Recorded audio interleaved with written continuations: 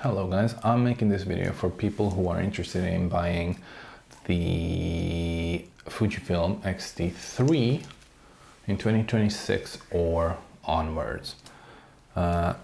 Mainly, I'm doing it because when I was interested in buying it a few months ago, then I had some questions that I couldn't find an answer to.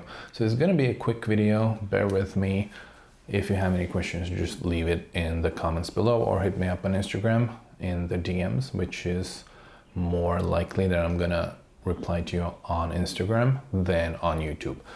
Anyway, let's get started. So I have 4 points that I have written down that I want to talk about real quick. So first, the grip. I was doing research. I found that the grip is super shallow. From the pictures, it was kind of difficult to understand how shallow it is or how deep it is, depending on which way you're looking at.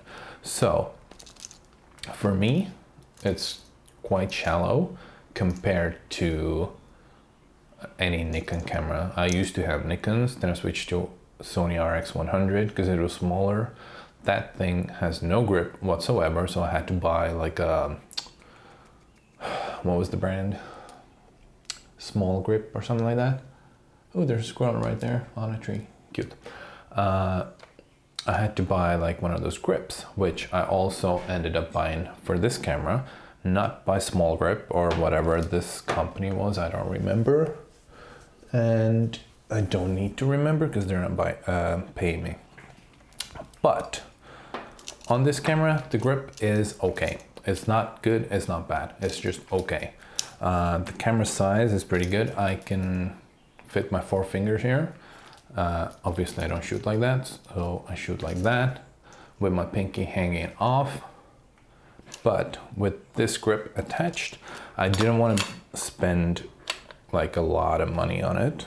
So I just got one of the cheapest grips I could find on AliExpress, and that was a bit of a mistake. Now it does fix the ergonomics, it's really good, I do like it, but the grip that I got, it's fully aluminium, whichever way you want to say it.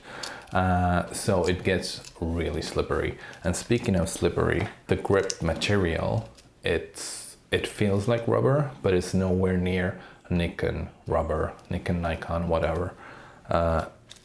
Nikon grip is like really grippy, while this one, quite slippery. Like I can easily see my hands slipping away from it. And it has happened, but I always have my camera on a strap. So after this grip thing didn't work out, I figured I'm gonna get like a strap. So that's that with the grip. Now, next point, the screen. When I was looking at videos, they often showed that the screen tilts up and the screen tilts down about 45 degrees. However, a lot of the videos didn't really show that the screen also tilts out just one way, and you can use it for vertical shooting.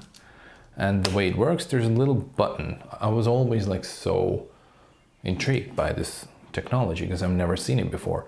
So the way it works is there's a button you press and then you pull, and you can leave it in the middle, anywhere, it's fine. I actually like this more than the tilty flippy screen. When I first wanted to get this camera about 2, maybe 3 months ago, then I was in between like a tilty flippy screen and this, because I've always wanted a tilty flippy screen, but it's just, I think this is better because it's like, it's centered. It doesn't matter if I flip it this way, it doesn't matter if I flip it this way or if I flip it this way. When I'm vertical, it's still centered. The camera size. So I had Nikon DSLRs, and they were huge, they were massive. Even though I had like kind of lower ends, I had D3200, D90 and a D6 D60 or D80 or something like that. All of them were massive. So I switched to an Sony RX 100 because it was a small camera and it had better sharpness, let's say that, better clarity and better sharpness than all the Nikons combined, all the DSLRs that I had combined. I know it probably comes down to the lens, but still, it was just more convenient when traveling. I could just put it in my pocket and forget about it, or like a bum bag or whatever, and just travel. It was so easy compared to the DSLRs. But this one, I would say it's about the size of two RX 100s, roughly. With the lens attached, it's probably like, you can make your own conclusions, but it is definitely smaller than any DSLR I've ever seen. So I'm fine with that, especially if you can put like a pancake lens on it.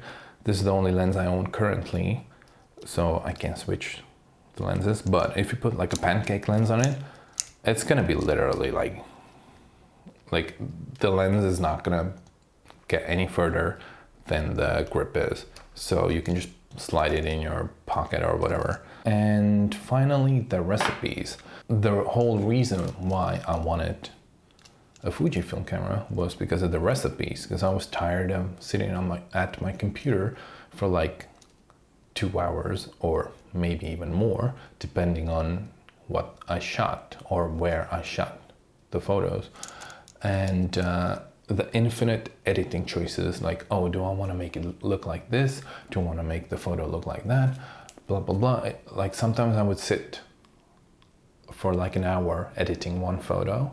I just feel like it's a waste of time and a waste of life. So I like shooting.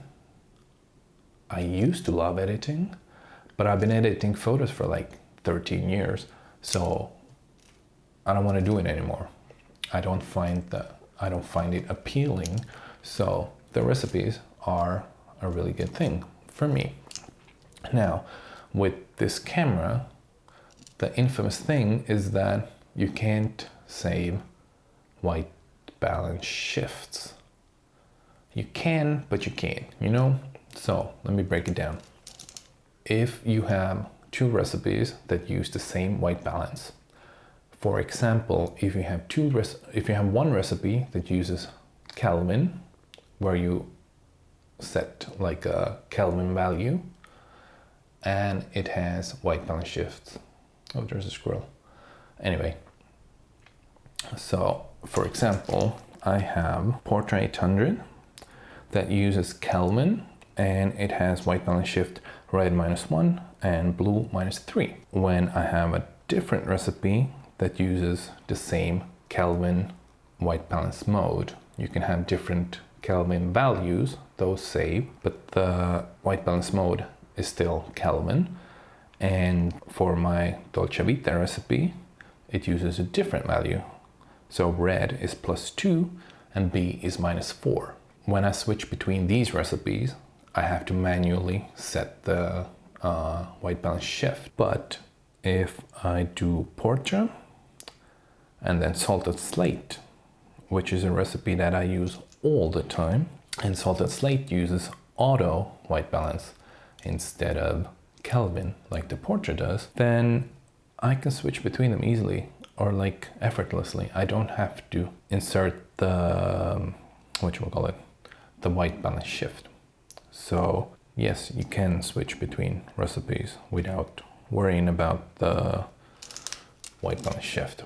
Right, anyway, so thanks for watching the video, and if you have any questions, drop a DM on Instagram or in the comments. Like I said in the intro or in the beginning of the video, you probably have a higher chance of me answering on Instagram.